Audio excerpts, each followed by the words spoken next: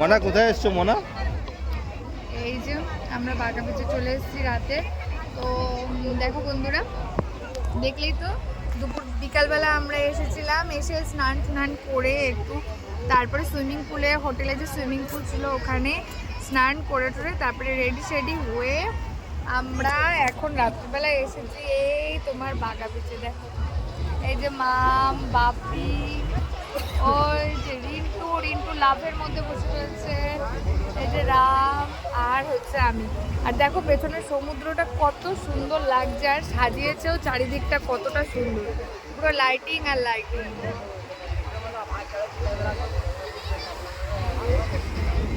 তো আমরা একটু এখানে বসে রয়েছি, কিছু টিফিন করলাম, করে এখন বসে সমুদ্রের হাওয়া খাচ্ছি, যেটা তো খাওয়া হয় না, সেটা সমুদ্রের বসে বসে হাওয়া খাচ্ছি, খুবই সুন্দর লাগছে। ঠিক আছে, তোমরা ভিডিও দেখো, আমি আরও ভিডিও শেয়ার